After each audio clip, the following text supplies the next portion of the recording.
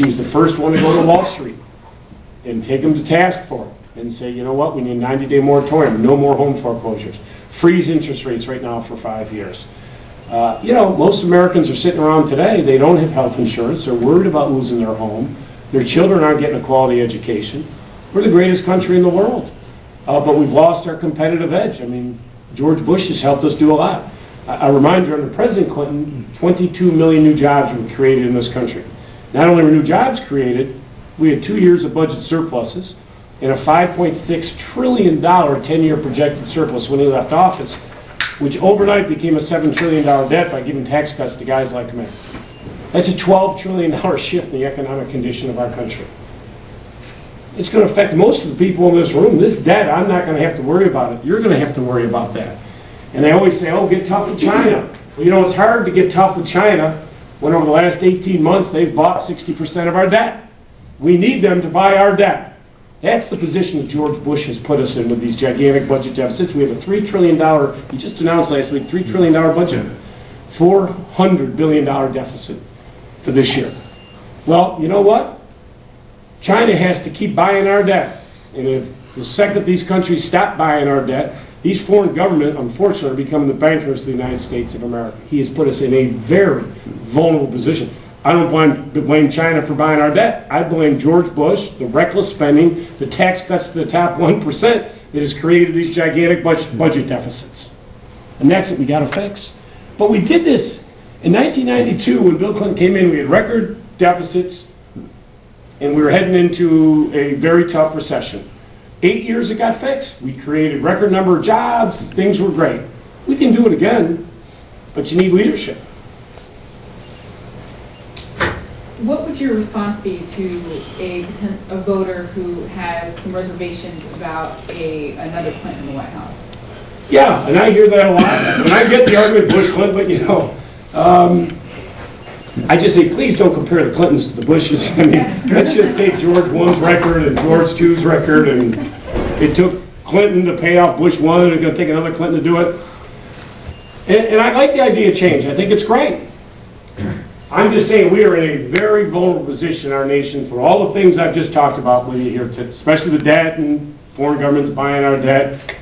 I know that she can go into that job day one. There's no learning curve needed. She knows every world leader by their first names. She can get us universal health care. She can get this going right away. We need someone, because the extraordinary, difficult position George Bush, the mess he has created for our nation.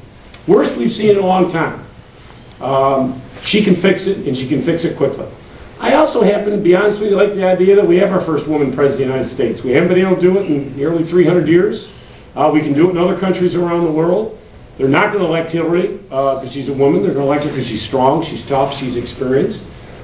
But you know, I've got 3 little daughters. I think it'd be exciting for my daughters to grow up so they can be president of the United States someday. I think it'd be a heck of a message to send to the world. Wait, you and then.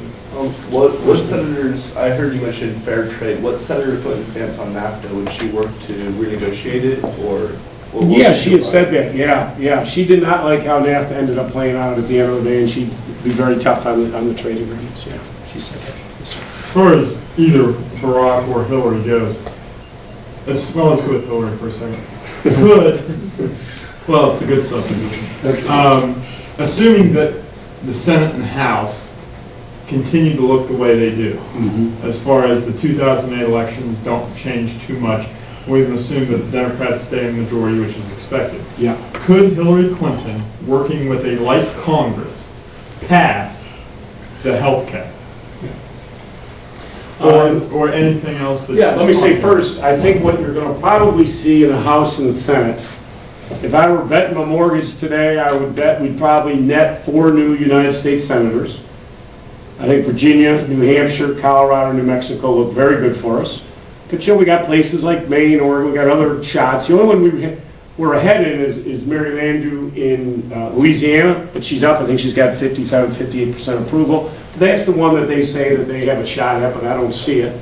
So I think we probably have at least 4 new United States senators. In the House, as you know, they have had 30 retirements.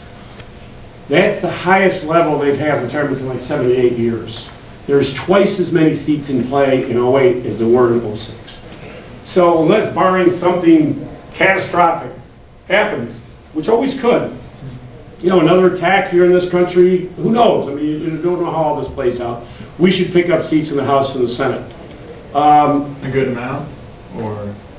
Yeah, if there's 30 retirements, I mean, if you're picking up 10 plus, that's good. Yeah. I mean, that's good. I wish we could get close to 60 in the Senate, because we've seen what's happened to us. And I know a lot of folks are frustrated because you voted to see the House and Senate come back, and you haven't seen the results you wanted to see in Iraq. The problem is, on Iraq, as you know, we don't even have 50 senators, because Senator Lieberman always votes with them, so we're really in the minority, and we don't have the 60 votes to break the filibuster, right? So, you know, we'll get better. But my point with Hillary is she has already done it on a lot of legislation. The reason, as I say, she was so successful winning re-election up there. I mean, listen, she went into the Senate and she had to work with, you know, Lindsey Graham, who led the impeachment of her husband. But you know what? She was willing to work with him because she and Lindsey get together and make sure our National Guard that their children left back have quality health care and education benefits. She's worked with DeWine here in Ohio on issues she had to work with. She'll work with anyone if it helps move the ball forward. So she has been a very effective United States Senator. Nobody can take that away from Hillary. And I think as president, even much more so. So she will be able to do it? She will, I guarantee you, you will have health care done in the first year. Yeah, absolutely. All right. Yeah. Yes, just back to the debt issue you mentioned earlier before. A lot of that, a huge chunk of that is entitlement spending, like Social Security, which is huge. Now, Yeah. what's Hillary's plan? I mean, is she saying no to age increase for retirement age, or? Well, she is, first of all, said nothing's not on the table. I mean, once you get into the job, you got to look at everything. Through fiscal responsibility, you can, like her husband added, I think it was 27 years to the financial longevity of Social Security because he created surpluses. Put Social Security, the first thing, if you can get our balance back in budget, back in a surplus, which is going to be a lot of work, you know, then you're going to add to Social Security. Right, the baby boomers are all moving up. I mean, we are headed to a curve that doesn't look great for the United States of America.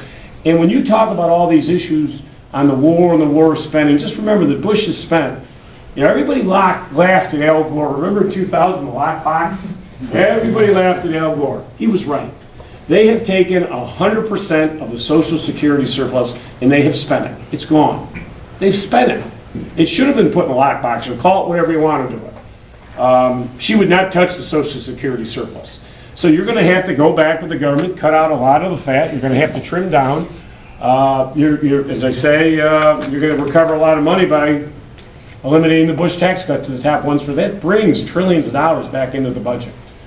As I say, you know, guys like me are going to see our taxes go up, but I'm okay as long as the money's well spent.